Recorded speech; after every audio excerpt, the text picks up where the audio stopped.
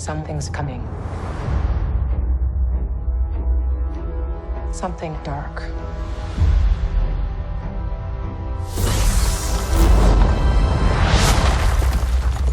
I sense it. Ahsoka is arguably one of Star Wars' most popular characters. She's only been around since 2008, but she's already up there with the likes of Han Solo and Darth Vader. And now she's getting her own show, which is really cool. But something's been nagging me about this show, something that's holding me back from truly feeling hyped for it. And I couldn't really put my finger on it until I saw the second trailer, and yeah, I have some opinions. Star Wars hasn't really been in the best place lately, with only one of the 4 live-action shows they made in the last 2 years actually being worth watching. Spoiler alert, it's Andor. But the thing is, I really like Ahsoka, and I am a huge Star Wars fan, for better or worse. So I thought I'd do a video on the upcoming Ahsoka show, and why I'm both excited and worried for it. It's been a while. Things have changed. I am genuinely excited to see Ahsoka's story continue. A series about her trying to find her place in the galaxy? That's a really good idea. We watch her develop over time throughout the Clone Wars animated show. And yeah, she started off as an annoying tween who kept lowering the tension of the scene whenever she appeared. But as the show went on, she developed into a more mature and interesting character. We got to see how the war affected her worldview. We got to see her relationships with other characters develop. She became less like the annoying kid sidekick and more of a three-dimensional character. There's a reason they chose to focus on her story for the series finale. Not only that, but she's always the highlight of whatever show she's in. Her episode in season 2 of Mando is probably my favourite episode of that season. I have issues with this scene in Book of Boba Fett, but I actually do like this interaction. The short stories and Tales of the Jedi that focus on her were amazing. Don't get me wrong, that series slapped in general, but I thoroughly enjoyed her episodes. And I will say she had my most favourite scenes in Rebels. So my issue isn't really with the character. It's more with the writing. Who wrote the episodes? Oh, I wrote them all. Yeah. That was a lot of work. So I just know the characters well, so I had to do it. Okay, I feel like I need to start off with saying this. I don't hate Dave Filoni. I'm not as big a fan of him right now as I was years ago, but I will say this, when he hits high, he really hits high. And now he's working on a show centered around the best character he ever created. Apart from the first couple of seasons of Clone Wars, Filoni has never really missed with Ahsoka. He knows the character inside out, so I'm confident that when it comes to writing and directing her, he'll ace it. I hope. While I'm confident Dave Filoni will respect Ahsoka's story, all the other shows that Filoni's been involved in lately have the exact same issue. I mentioned this issue in my Obi-Wan video, how the Star Wars shows are so interconnected that the stories become unfocused and complicated. Boba Fett had this problem where his show was hijacked by Mando. Mando Season 3 decided to just forget about its main character's arc and have him regress to hype up Bo-Katan, and now it looks like the same is happening here. The second trailer dropped and heavily implied that the Rebels character Sabine will have a much bigger role than just a supporting character. It implies she'll be something of a co-lead, because that went so well last time. I get that the show needs a good supporting cast, as well as a good lead, but this looks like it's going to be more of the same shit. Is it too difficult to make a show about the character that the show is named after? The only show lately that's focused on its titular character was Andor, and it was the best Star Wars show in 2 years. But this actually brings me to my next point that doesn't really help my distaste for the heavy focus on supporting characters. Ezra's out there somewhere, and it's time to bring him home.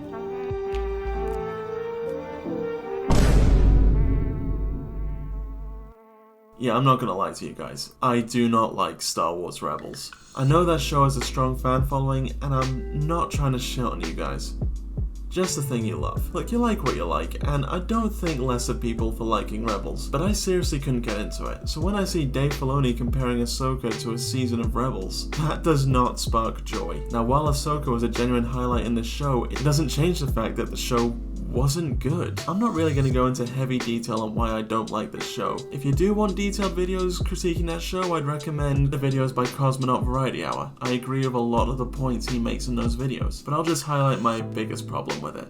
and that's the characters. While they had some good characters like Kanan and Hera, the rest of the characters in this show were so annoying. This is a show about a small group of rebels gathering to take on a giant empire, and the characters basically treat it like summer camp. While the characters in Clone Wars were changed and developed by the war they were fighting in, the characters in Rebels don't really change that much. They were written more tongue-in-cheek, which, while mildly amusing, doesn't really allow for anything interesting to happen to them character-wise. That's probably why I liked Kanan so much. He's the only character who actually developed, while the others simply didn't. And because of this, I don't care when I see them again. Seeing Zeb in The Mandalorian? Didn't care. Seeing Sabine in the trailer? Didn't care. Seeing this? Super didn't care. Now some of you might be saying, dude, relax, it's a cartoon, it's meant for kids. And I don't think that argument holds as well as you think it does. There have been other animated shows that tackle similar subject matter in a more mature way. Avatar: The Last Airbender more or less has the same premise as this show, a ragtag group of friends taking on an all-powerful empire, and it handles the subject matter of war and oppression so much better than this show ever did. You got to see Team Avatar mature from naive kids to actual freedom fighters. Aang goes from immature boy unwilling to take responsibility to a wise Avatar willing to accept his destiny, while the main character in Rebels, well... As a Jedi, sometimes you have to make the decision no one else can. But I'm counting on you to see this through. Oh my god, I hate this kid. Ezra Bridger is arguably the worst Star Wars character. Yes, even worse than Holdo. Jar Jar sucks too, but at least he gets a chuckle out of me on occasion. Ezra is basically Ahsoka if she never got better. He is so annoying. The writers tried to give Ezra character, but he was more of an annoyance than a protagonist. All he did was butt in on plot lines that were more interesting than what was going on with him. We cut from Ahsoka fighting Vader, her former master and best friend, to whatever the hell it is Ezra's doing. I need a lot more training. The final fight between Obi-Wan and Maul happens in this show. A rivalry that started off in the movies, was brilliantly expanded on in Clone Wars, and was concluded in Rebels. But before you see that, you gotta watch Ezra muck about for most of the episode. This character has nothing going for him. So when I saw this in the trailer, I realized they were gonna go and bring him back. I'd rather Rebels just killed him off because I really don't want him back. I know it would have been bad writing, but I would have forgiven Dave Filoni if he said, yeah, Ahsoka couldn't find Ezra. He ain't coming back. Sorry guys. Now I'll admit, I haven't seen Ezra in live action, where he's played by Emin Esfandi. Maybe he has a new take on the character that's different from his animated counterpart. Maybe, just maybe, I can learn to like Ezra in this show. I know it's unlikely, given he's written by the same guy who made Rebels, but maybe. But enough about returning characters I hate. Let's talk about one I'm actually looking forward to seeing. Anakin. Good luck.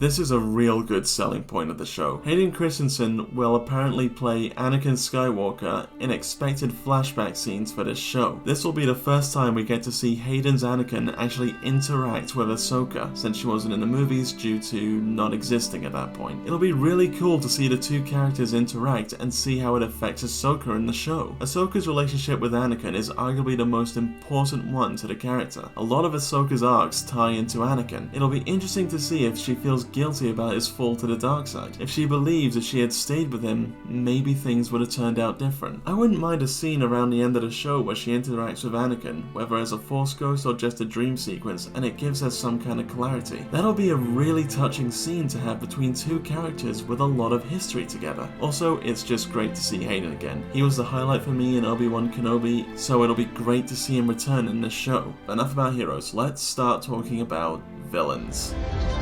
I started hearing whispers about Thrawn's return. Yeah, listen guys, I know a lot of you are excited for Thrawn showing up, but to be honest, I'm not. Don't get me wrong, I've been reading Heir to the Empire, and Thrawn is honestly a really cool character. The thing is, TV Thrawn is such a downgrade from book Thrawn. In the books, Thrawn is a cold, calculating, and ruthless war tactician. He's a Palpatine-level threat to the New Republic. Now, while TV Thrawn is just as cold and calculating, he's never really shown to be competent. At least not to the level he is in the books. He couldn't even properly deal with this small group of rebels, so why should I take him seriously? Now granted, this show does have the potential to build him back up to his book status, but there's still this stigma around this version of the character now that the show has to break. So yeah, I hope that this version is better than the one in Rebels, but I'm not holding out a lot of hope. But all that being said, I actually am interested in the new villains that will be introduced in this show. I have no idea what their deal is, or what's up with their weirdly coloured lightsabers. It's something new, and that has me intrigued. Dave Filoni is really good at adding lore to the Force and the Jedi, and to have it not be controversial, which is already a feat in itself. This one scene here reminds me of stuff like the Mortis arc or that Yoda Spirit Journey arc. This is the kind of thing I wanted to see in Obi-Wan Kenobi, but just didn't end up happening, so I'm glad we're getting to see it in this show. Overall, Ahsoka seems like a mixed bag. I'm mostly tuning in for the titular character, potential Anakin cameo, and new interesting villains, but the quality of previous shows doesn't really boost any confidence for this one. If you're looking forward to this show, you liked Rebels, and you're confident in Dave Filoni's writing and directing, then good, more power to you. I just can't help but feel worried for it. I genuinely love Star Wars and I love the characters in it, so I want Star Wars stuff to be good, and lately it just hasn't. I'm hoping I'm wrong, and my worries are just that, but that's just it. Hope. Look, Star Wars, I love you. Get your act together. Hey everyone, thank you for watching. What are your thoughts on the upcoming Ahsoka show? Do you agree with me? Do you disagree with me? Let me know in the comments. And if you like this video, you can show me by hitting that like button, and here's a hint for the next video. Things have gotten much worse. So stick around for that, and I'll see you then. Have a good day.